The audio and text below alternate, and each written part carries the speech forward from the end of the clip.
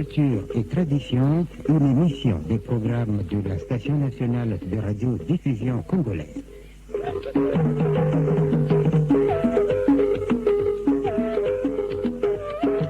Culture et tradition, tout sur les valeurs ancestrales et modernes du Congo, d'Afrique et du monde. Réalisation et présentation, Sat Kokolokwang. Bonsoir à toutes et à tous, excellentes conditions d'écoute. La sorcellerie est une, mais elle se définit d'une diversité de manières selon les circonstances. On entend parfois dire que la sorcellerie est une science mystique qui renferme des connaissances métaphysiques et physiques, ainsi que des initiations. Et cette définition de l'occidental fait montre que la sorcellerie implique une relation avec le diable et de ce fait ne peut être susceptible qu'à faire du mal, puisque l'essence du diable est le mal. Par contre, le Kindoki est une intelligence tridimensionnelle qui s'étend sur le plan physique, sur le plan astral et sur le plan mental. Par conséquent, la sorcellerie maléfique ou l'attaque maléfique sorcière ne doit pas être confondue à l'intelligence multidimensionnelle qui est le Kindoki. Ce soir, nous allons pénétrer dans les dédales de l'occultisme et tenter de démêler les chevaux, en faisant le distinguo selon la cosmogonie du Congo, entendez Congo par K, entre la sorcellerie et le Kindoki, en se basant de l'ouvrage intitulé Kindoki, un mystère africain élucidé du docteur Katezo Lubanzadio Luyaluka. En effet, Dr Katezo Lubanzadio Luyaluka est détenteur d'un doctorat d'État en théologie option apologétique. Présentement, Dr Luyaluka dirige l'Institut des sciences animiques, un centre de recherche afrocentrique dont le champ d'intérêt est la théologie, la philosophie, l'égyptologie et la guérison spirituelle. Il est l'auteur de plus d'une dizaine d'ouvrages. Kabine technique Raelelo, au micro pour la présentation Satoko Kolokwanga.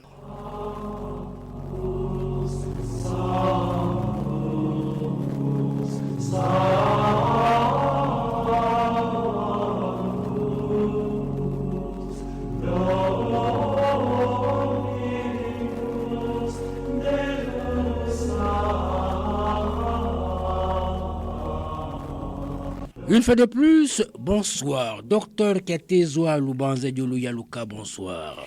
Bonsoir, M. Kokolo.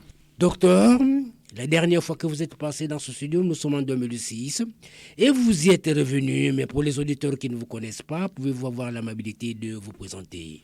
Je suis, comme vous l'avez dit, docteur Katezo Lubanzadio Luyaluka. Je suis de nationalité congolaise de la RDC. Je suis détenteur d'un doctorat en théologie obtenu à Trinity Graduate School of Apologetics and Theology. Je suis donc un apologète ou un apologiste.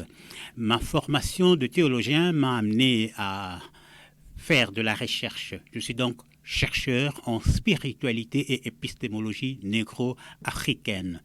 Donc en tant qu'apologète, je fais la défense de la spiritualité et de l'épistémologie de mes ancêtres. À ce titre, j'ai donc créé un institut, une académie qu'on appelle Nzila Loa. Nzila Loa est une académie moderne de la spiritualité traditionnelle négro-africaine. Cette académie comprend deux branches. Une branche dont vous venez de parler, c'est l'Institut des sciences académiques, qui est la branche de la recherche. Nous faisons de la recherche donc pour bien comprendre la religion de nos ancêtres, bien comprendre leur manière de penser. Et à part cette branche, il y a une deuxième branche qui est appelée aussi Nzila Loa. Celle-là, c'est la branche initiatique. Nous initions les Africains à la pratique de la spiritualité négro-africaine. Eh bien, qui dit la pratique de la spiritualité négro-africaine dit essentiellement la guérison et la lutte contre la sorcellerie. Donc, grosso modo, voilà ce que je suis. Merci, docteur Katezo. Docteur, parmi vos ouvrages publiés, il y a celui intitulé Kindoki, un mystère africain élucidé. Ce livre est paru sous le pseudonyme de Nekiama Mazamba. C'était bien sûr en 2000. Alors, docteur, quel est le sens que vous donnez à ce livre? En 1986, j'étais encore étudiant à l'Institut de bâtiment et d'architecture. j'étudiais l'architecture, et dans l'entretemps, je suis allé faire un séminaire, participer à un séminaire sur la métaphysique en Afrique du Sud. Mon espoir était qu'on allait m'apprendre comment lutter contre la sorcellerie, parce que c'était centré sur la guérison spirituelle. Au bout de 12 jours, le formateur nous a dit c'est fini. Je lui ai regardé en face, je lui ai dit c'est fini.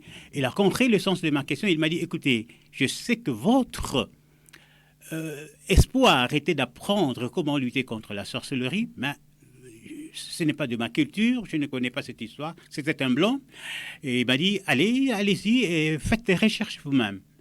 Et c'est comme ça que, rentrant de l'Afrique du Sud en 1986, je me suis lancé dans cette recherche pour comprendre c'est quoi la sorcellerie, c'est quoi le Kindoki et comment lutter contre cette histoire.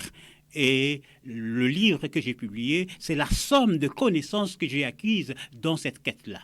Effectivement, peut-être pas une définition académique. Qu'est-ce que la sorcellerie?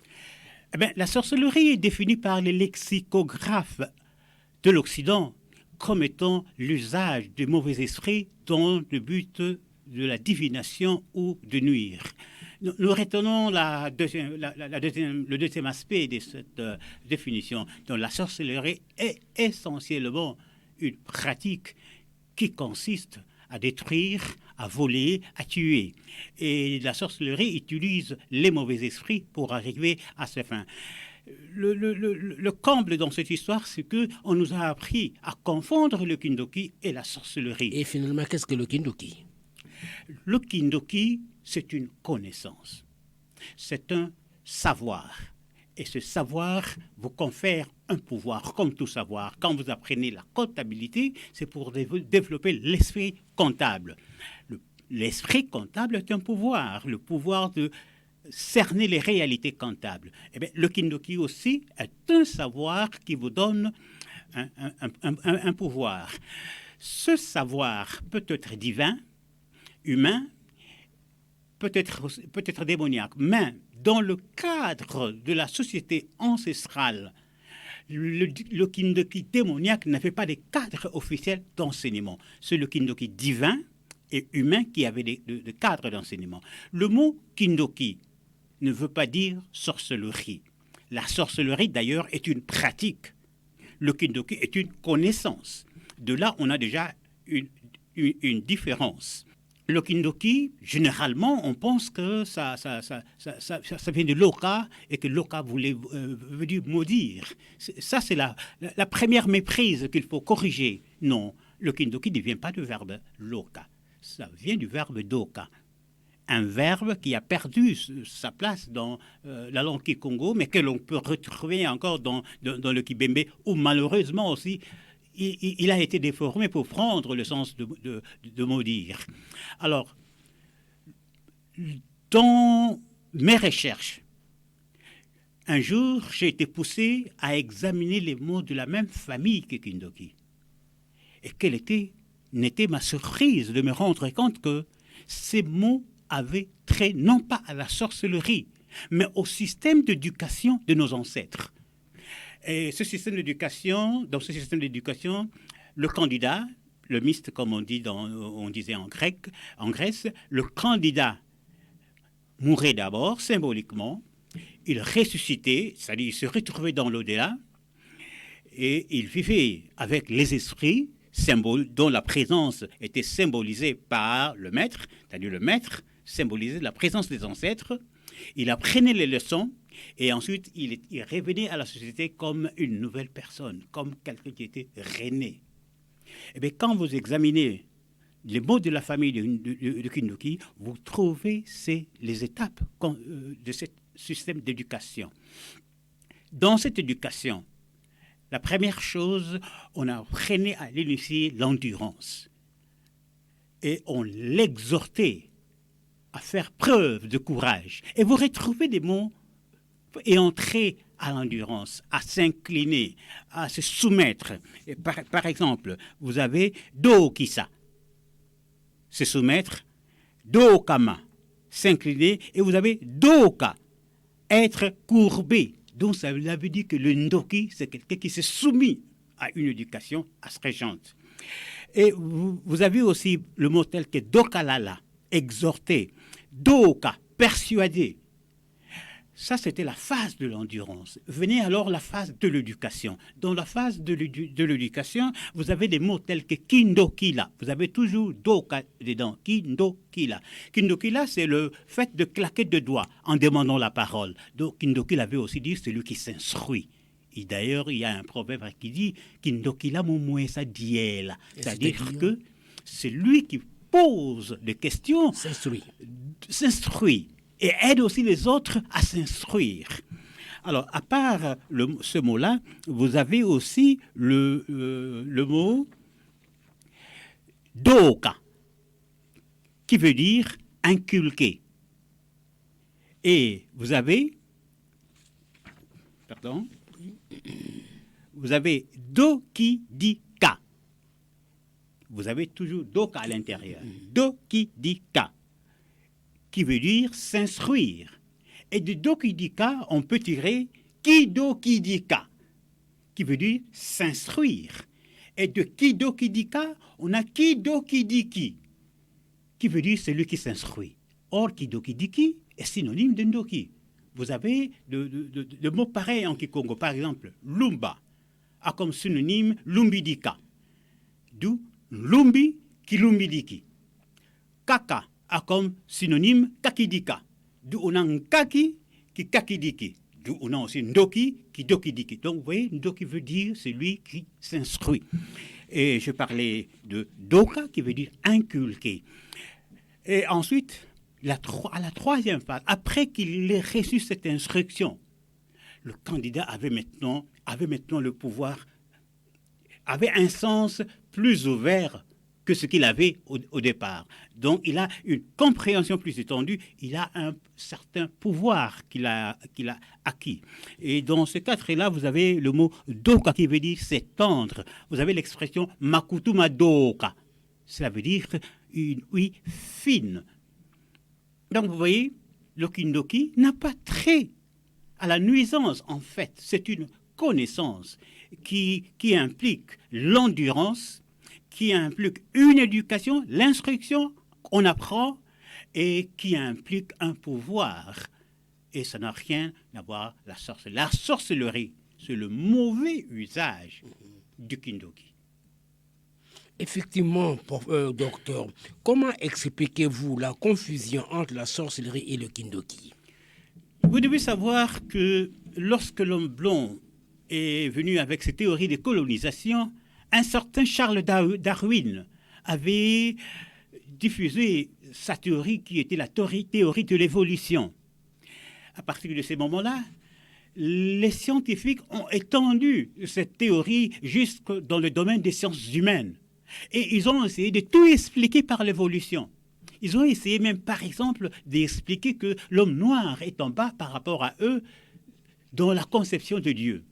Et qu'eux étaient dans le monothéisme et nous étions dans l'animisme. C'est-à-dire que nous sommes partis de l'animantisme qui est la peur irraisonnée de la nature. Nous sommes passés par l'animisme qui est la crainte des esprits et de l'animisme au polythéisme. Et du polythéisme, eux sont arrivés au monothéisme. Donc, eux étaient les plus évolués.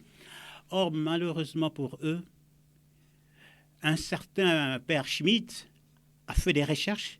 Il s'est rendu compte que les peuples appelés primitifs connaissaient l'existence d'un Dieu unique, un Dieu très haut, mais qu'ils n'adoraient pas parce qu'ils le considéraient comme transcendant. Au lieu d'abandonner la théorie, non, ils ont renversé la théorie. Ils ont dit, écoutez, au départ, nous tous, nous connaissions Dieu. Et nous, les Occidentaux, nous sommes restés à cette connaissance. Mais les Africains sont descendus jusqu'au polythéisme et ils sont descendus encore plus bas, jusqu'à l'animisme. C'est pourquoi j'ai dit aux Africains, vous n'êtes pas des animistes, vous êtes des monothéistes. Le vrai monothéisme, c'est celui des Africains, mais on abordera cela. Donc, nous ne sommes pas des animistes parce que l'animisme est un terme péjoratif. Et dans cet élan-là de diabolisation, ils ont été amenés à noircir tous nos concepts. Et c'est comme ça que le kindoki a été diabolisé pour devenir synonyme de la sorcellerie. En vous entendant parler, donc, il faut faire sortir le kindoki de son sens péjoratif. Bien sûr, c'est pour cela que nous nous battons. Nous nous battons pour donner à un certain nombre de termes africains leur connotation réelle. Il n'y a pas seulement le terme kindoki, il y a le terme nkisi. Quand les Portugais ont accosté au royaume au Congo, ils ont dit aux Africains, nous sommes venus vous apporter la bonne nouvelle. Les Africains ont dit quoi? Ils ont dit, nous sommes venus vous apporter la religion. Et les Africains ont dû cogiter pour comprendre c'est quoi, parce que c'était la première fois qu'ils entendaient ce mot. Et les Africains leur ont dit, ce que vous appelez religion, c'est ce que nous appelons Nkisi. C'est le Nkisi, c'est-à-dire le Nkisi local. Mais ce terme voulait dire quoi pour l'Africain? Aujourd'hui, on nous dit, quand on vous dit Nkisi, on vous dit fétiche. C'est archi faux. Les Africains, les Bakongo savent dans leur fort intérieur que Nkisi veut dire pouvoir, ça veut dire aussi esprit. Nkisi en tant que pouvoir devient au pluriel Minkisi. Nkisi en tant qu'esprit devient au pouvoir Bakisi. Donc, qu'est-ce que la religion pour l'homme Congo? C'est l'usage des esprits, c'est-à-dire les Bakisi, pour développer son pouvoir divin, qui est le Nkisi. Donc, nous utilisons le Nkisi en tant qu'esprit divin pour développer le Nkisi en tant que pouvoir divin. Ça n'a rien à voir avec la sorcellerie. Si vous faites une étude comparative, vous prenez les Igbo du Nigeria, vous retrouvez exactement le même concept. Le Igbo, certains intellectuels Igbo disent même que non, la religion, c'est le blanc qui nous a amenés, nous avions le chi. Qu'est-ce que le chi? Le chi, c'est à la fois un pouvoir, le pouvoir et esprit. Comme chez les Bakongo, le plus grand chi, c'est Dieu lui-même. Chez les Bakongo, le plus grand kisi, c'est Dieu. Mpungu, Mpungu, Tulendo. Mpungu et Nkisi sont des synonymes. Donc Dieu, c'est le plus grand pouvoir, le plus grand esprit. Et c'est la même chose chez les Igbo. Le plus grand chi, c'est Chukwu, qui est une contraction de Chi-Uku. Ça veut dire Chukwu, le créateur, le Dieu suprême. Et le Dieu créateur, c'est Chineke. Et en chaque personne, il y a le Chi. Donc, c'est exactement le même concept. Nous devons sortir beaucoup de ces concepts qui ont été diabolisés pour entrer dans la vraie sémantique de la spiritualité. Docteur Katezoa, quel est le rôle que le Kindoki doit jouer dans la cosmogonie africaine? La cosmogonie, c'est la conception de l'univers, le début de l'univers. Le rôle que joue le Kindoki dans cette conception, c'est un rôle essentiellement épistémologique. Le Kindoki est un savoir qui permet à l'homme négro-africain de sortir de son corps et d'entrer en contact avec les esprits supérieurs et d'acquérir les connaissances qui lui sont indispensables, y compris la connaissance de la cosmogonie, la cosmologie, etc. Vous vous souviendrez qu'en Égypte, on dessinait toujours l'âme comme un oiseau ou un papillon volant au-dessus de la tête d'un humain ou de son cadavre. C'était pour dire que l'âme n'est pas enfermée dans le corps. L'âme est libre. Et puisque l'âme est libre, elle peut aller vers les plans supérieurs et nous ramener le savoir. Et le Kindoki, c'est cette aptitude-là que les Africains développaient. C'est pourquoi quand vous posez une question difficile à un vieux Africain, il vous dit « laissez-moi dormir et que la tête est un songe ». Il va utiliser son Kindoki pour avoir le savoir qu'il vous faut. Docteur, essayez un peu d'établir la grande différence qui sépare le Kindoki de la sorcellerie et la différence qui sépare le Kindoki de la magie. Allons-y pas à pas. La différence, vous venez de le décortiquer, entre la sorcellerie et le Kindoki, peut-être. Mais maintenant, la différence entre le Kindoki et la magie. Mais avant que vous répondiez à cette question, à quoi peut-on assimiler le Kindoki en français? Le terme approprié pour traduire le concept du Kindoki, c'est le terme grec moustérion.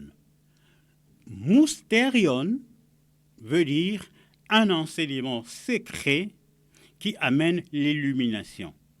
Mysterion se traduit en français par mystère. C'est le premier sens du mot mystère.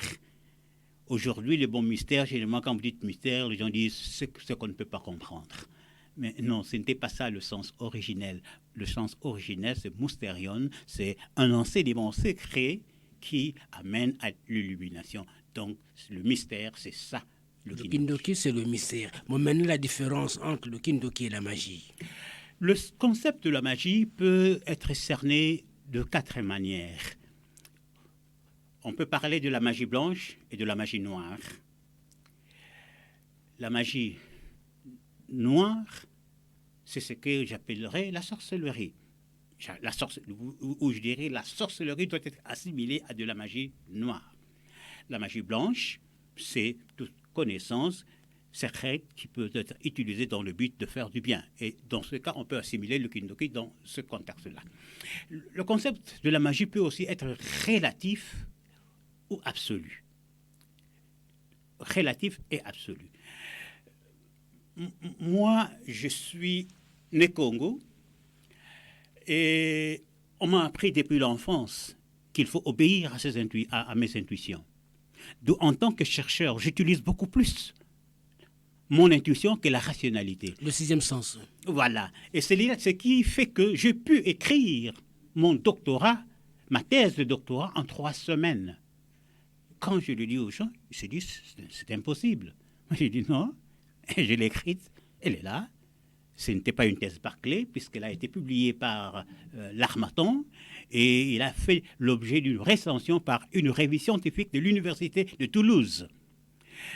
Et donc, pour celui qui n'a pas cette connaissance de la culture négro-africaine, il dira de moi ce que j'ai fait, c'est de la magie. Donc, dans ce sens-là, la magie, c'est simplement une ignorance de l'approche supérieure de l'autre. Pour le blanc, qui ne pouvait pas comprendre notre épistémologie, qui est basée sur le fait démontrable, je dis bien démontrable, que la réalité est spirituelle, pour le blanc, tout ce que nous faisons, nous, c'est de la magie. Parce que pour lui, la réalité est matérielle. Et pourtant, j'insiste, nos jeunes gens, vous devez savoir que tout ce que vous avez appris à l'école, à l'université, est basé sur la croyance, je dis bien la croyance, que la réalité est matérielle. Aucun savant de l'Occident ne peut vous démontrer que la réalité est matérielle. C'est une supposition. Mais avec les outils d'épistémologie que nous avons développés aujourd'hui, nous pouvons vous démontrer que la réalité est spirituelle. Et ça, c'est la base de la connaissance de l'homme noir. Donc, le kindoki, vu sur le plan relatif, la magie, vue sur le plan relatif, n'est qu'une ignorance. La magie peut aussi être un concept absolu. Ce concept devient absolu lorsque l'homme se retrouve devant 2 concepts et il choisit le moins élevé. Par exemple, un sorcier m'agresse. J'ai le choix d'utiliser la sorcellerie pour m'attaquer à lui, ou j'ai le choix d'utiliser la mise en garde, ce que nos ancêtres appelaient loko, pour me débarrasser de lui. Si j'utilise la sorcellerie, je fais de la magie absolue, parce que entre un concept qui est basé sur l'amour et un concept qui est basé sur la haine, je choisis le concept le plus bas. C'est basé sur l'amour. Voilà. Je choisis celui qui est basé sur la haine. C'est la sorcellerie. Au lieu de choisir le loko, c'est-à-dire la mise en garde qui est basée sur l'amour. D'accord. À vous entendre parler, on peut aussi établir la relation qui existe entre le kindoki et la religion. Le kindoki s'apprenait dans la société ancestrale dans le cadre de la religion. Et il y avait chez nous des écoles initiatiques où on apprenait le kindoki. Parce que je vous ai dit que le kindoki est un savoir qui confère un pouvoir. Ce savoir, je vous ai dit, peut être divin, humain ou démoniaque. Mais le savoir démoniaque n'avait pas de cadre officiel d'enseignement. C'est le savoir divin et le savoir humain qui avaient des cadres officiels d'enseignement chez les Bakongo comme dans d'autres sociétés négro-africaines. Chez les Bakongo, il y avait 3 sortes d'initiation. Quand je parle d'initiation ici, je parle d'initiation supérieure. Je ne parle pas de rite de passage, de rite de Kikumbi. Non. C'est pas cela. Nous parlons ce qu'on appelle aujourd'hui enseignement supérieur. Mais nous parlons de l'enseignement supérieur dans le cadre traditionnel. Et il y avait ce qu'on appelait le Kimpasi. Le Kimpasi, chez les Bakongo, c'était l'académie sacerdotale, l'école de formation de prophètes, l'académie de mystère divin. C'est l'académie qu'a fréquenté la prophétesse Kimpavita. Donc, dans le mystère divin, dans le Kimpasi, le pouvoir, le Kindoki s'est développé par la purification de la pensée.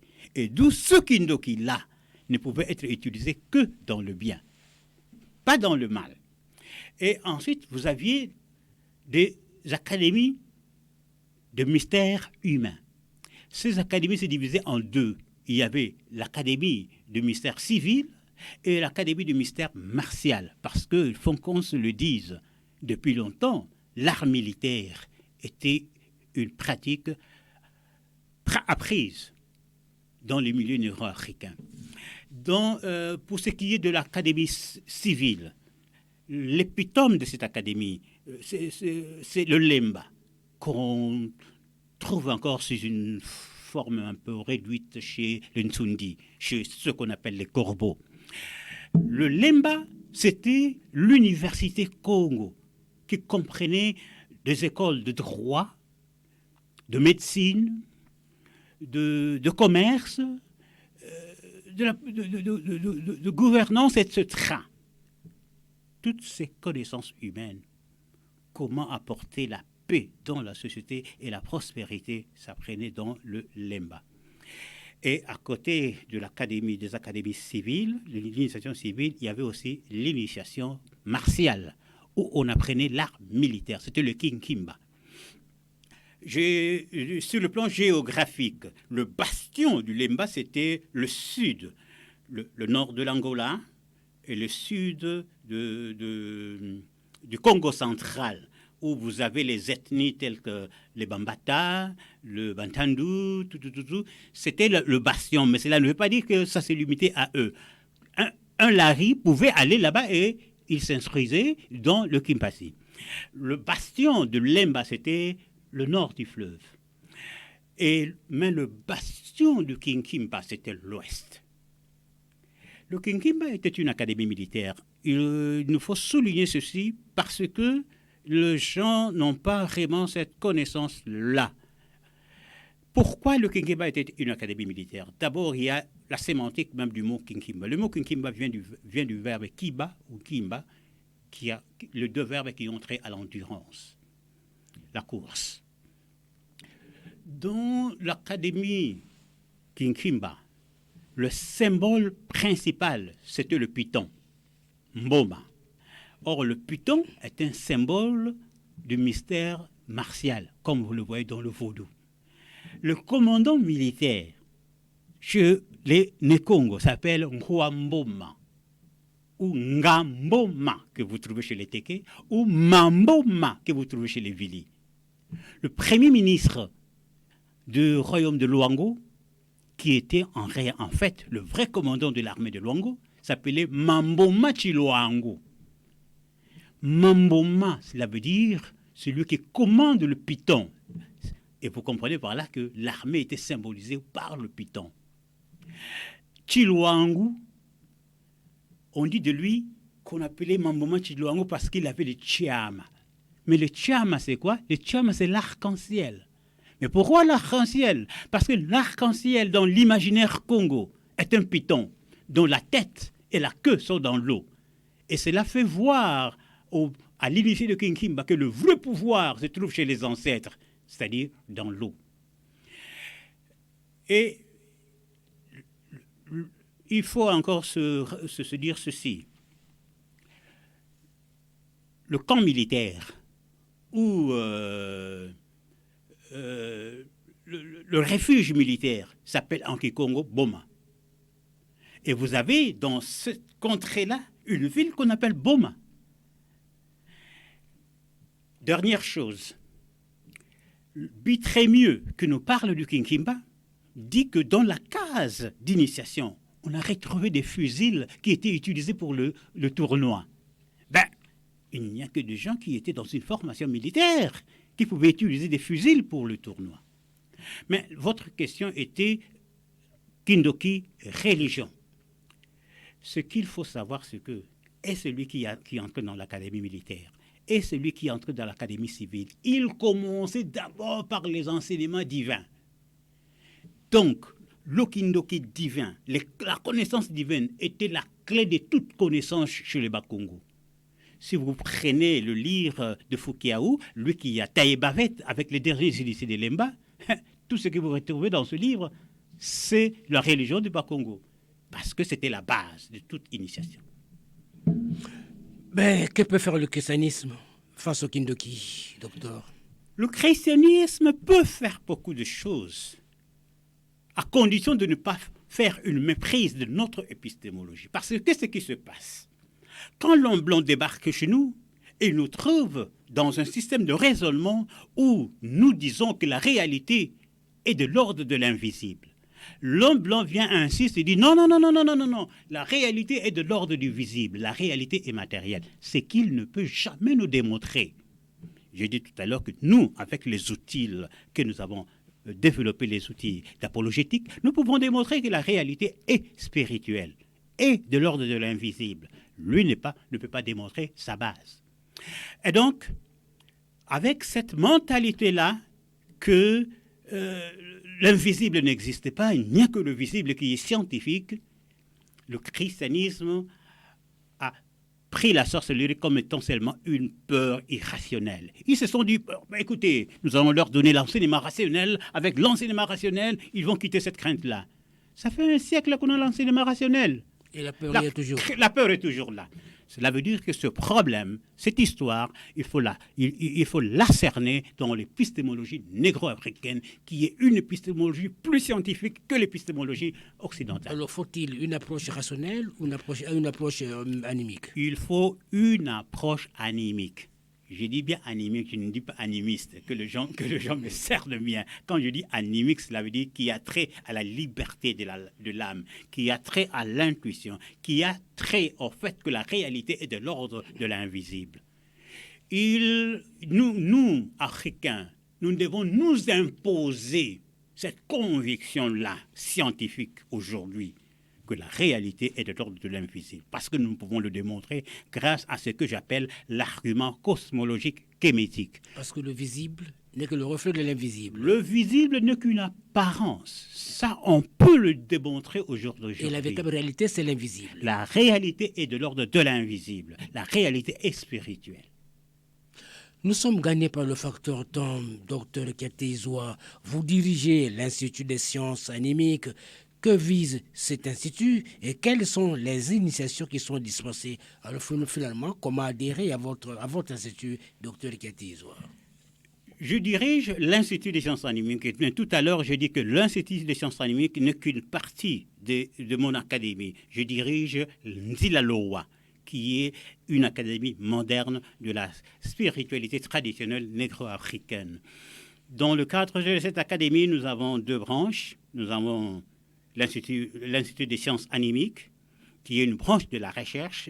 Dans le cadre de cet institut, je fais des recherches. J'ai publié une cinquantaine de publications scientifiques, veuillez m'excuser de la tautologie, des articles dans des journaux et 15 livres qui sont parus chez l'Harmattan et chez Amazon. Et à part l'Institut des sciences animiques, il y a aussi une branche que nous appelons aussi Nzilaloa. Donc, Nzilaloa est à la fois la structure qui chapeaute le tout, et à l'intérieur de cette structure, vous avez aussi une partie qui s'appelle Nzilaloa, qui est une académie initiatique. Cette académie apprend aux Africains comment pratiquer la spiritualité traditionnelle négro-africaine. Lorsque l'Africain adhère à Nzilaloa, il apprend la théologie négro-africaine, l'épistémologie négro-africaine, il apprend la cosmologie négro-africaine, il apprend l'art de la guérison et il apprend la lutte contre la sorcellerie. On doit bien se le dire, l'initiation chez les Africains visait avant tout la guérison. Donc tout est centré sur la guérison. Mais vous ne pouvez pas parler de guérison en Afrique sans parler de lutte contre la sorcellerie. C'est une aberration. Donc l'initiation est ouverte à tout Africain, tout Noir. L'initiation est pour les Noirs, seulement pour les Noirs. Pourquoi cette ségrégation? Ce n'est pas une ségrégation.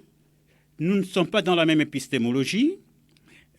Mais Monsieur Kokolo, je peux vous dire quelque chose ici que beaucoup de Blancs n'aimeront pas, mais il y a 3 sortes de savoir. Le savoir divin, le savoir humain et le savoir démoniaque. Le savoir divin et le savoir démoniaque sont en opposition, ne peuvent pas être utilisés ensemble. Soit dans une civilisation, on utilise le divin pour élever l'humain, soit on utilise le démoniaque pour vivre dans l'humain. Alors prenez la civilisation occidentale, une civilisation matérialiste, où pour vivre une minorité devrait soumettre la majorité à l'esclavage, finalement à la féodalité. Et lorsque cette majorité a pris les armes, ils se sont tournés à la majorité plus grande, c'est-à-dire les Africains, le tiers-monde, pour les soumettre à la colonisation, etc. Cette civilisation-là est basée sur le couple démoniaque-humain, alors que la civilisation égyptienne était basée sur le couple divin-humain. Alors, nous gardons notre religion pour nous, pour qu'elle ne soit pas traversée. Comme quoi, l'initiation à l'Institut n'est réservée qu'aux Noirs. Docteur, vous avez une expérience en métaphysique divine. C'est là accumulé depuis 44 ans. Vous donnez aussi des séminaires sur la spiritualité et la lutte contre la sorcellerie. C'est vrai que cet atout vous a permis de mener à bien la guérison spirituelle. J'aimerais savoir quel genre de pathologie traitez-vous puisque vous êtes acquis, puisque vous avez l'art, puisque vous avez maîtrisé un peu cette guérison. Quelles sont les pathologies spirituelles que vous traitez, que vous guérissez même, docteur Katizoa? De moi, je ne peux guérir rien. C'est Dieu qui guérit. Alors, qu'est-ce que Dieu peut guérir? Dieu n'a pas de limitation. Moi, je ne suis qu'un instrument que Dieu utilise. Et dans ce cadre-là, j'ai eu à guérir des pathologies diverses parce que Dieu n'a pas... Nos ancêtres, quand je dis Dieu, je parle des ancêtres parce que Dieu, nous ne le voyons et nous ne le verrons jamais. Dieu, on ne le verra jamais, même au ciel. Parce que Dieu est indivisible. Si vous voyez Dieu, vous voyez sa totalité. Et si vous voyez sa totalité, Dieu devient fini. Et donc, c'est impossible. Quand nous parlons de Dieu, nous parlons de nos ancêtres. Donc les ancêtres, vous aident à guérir? Les ancêtres peuvent guérir n'importe quelle maladie. Mais moi, j'ai mes limitations. Et plus je me purifie, plus je me débarrasse de ces limitations, et plus je peux faire de démonstrations grandes. J'ai eu beaucoup de genres de cas. J'ai eu le cas d'hémiplégie, guéri totalement. Un jour, un journaliste m'a posé la question, il m'a dit « Est-ce que vous prétendez pouvoir guérir le cancer ?»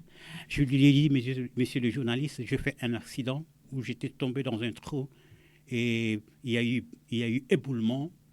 D'un clin d'œil, je me suis retrouvé enseveli. Il n'y avait que le bout de bras gauche et les cheveux qui étaient visibles. Deuxième éboulement, les cheveux ont disparu, il n'y avait que le bras qui était visible. Et là, j'ai commencé à prier, sans paniquer. J'ai prié, j'ai utilisé ce que vous appelez le Notre Père.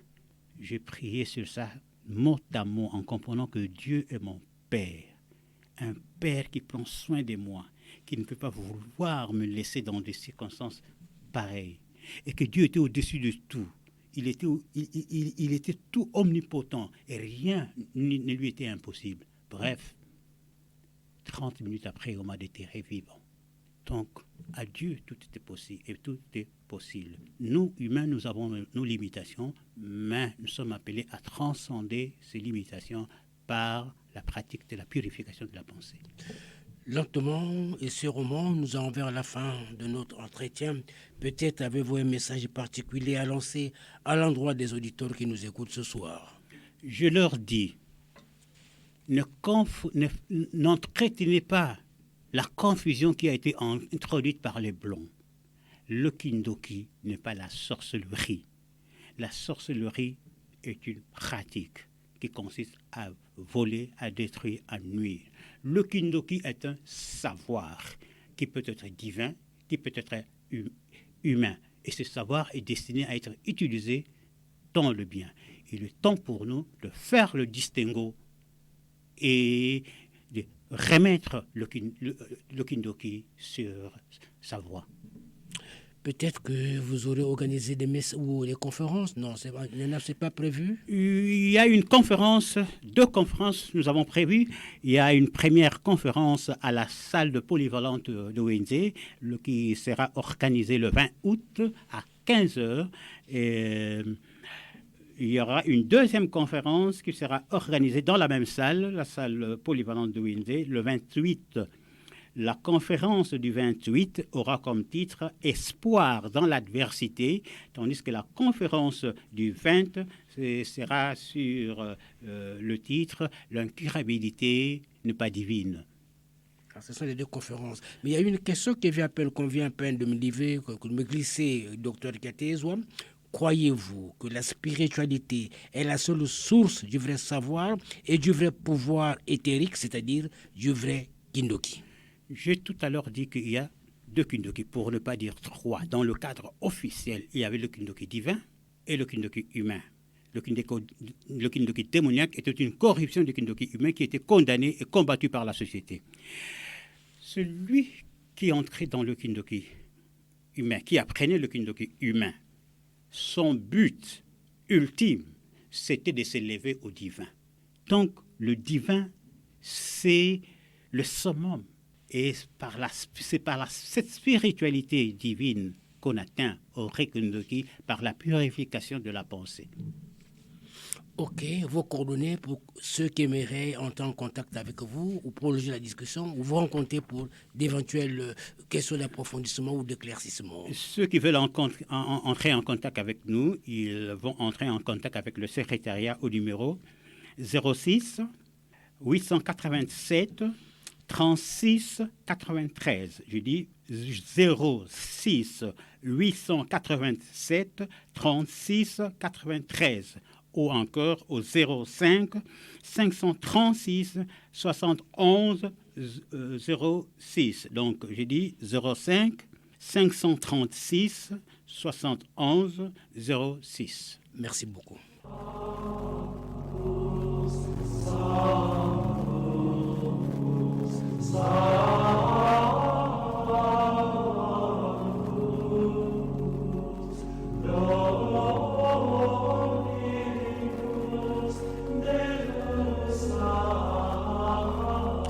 Chers auditeurs, nous voici arrivés au terme de notre émission, laquelle a connu la participation du docteur Katezwa Lubanza Nduluya Luka. L'entretien avec lui a porté sur son livre intitulé Kindoki, un mystère africain élucidé.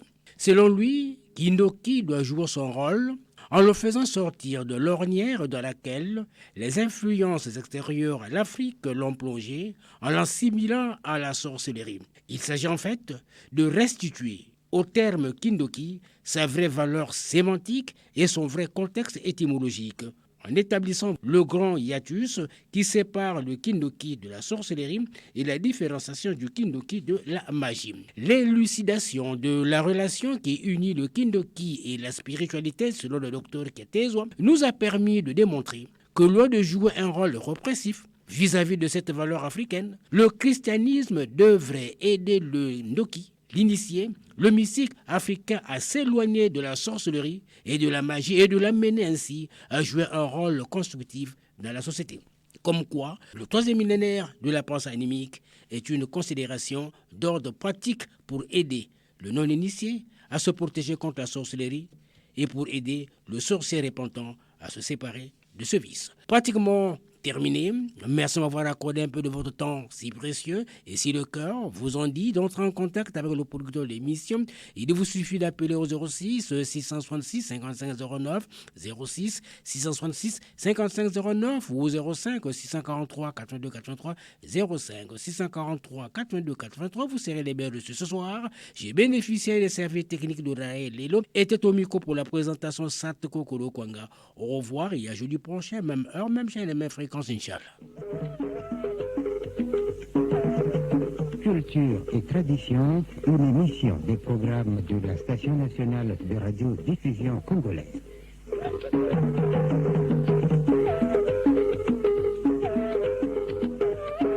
Culture et tradition, tout sur les valeurs ancestrales et modernes du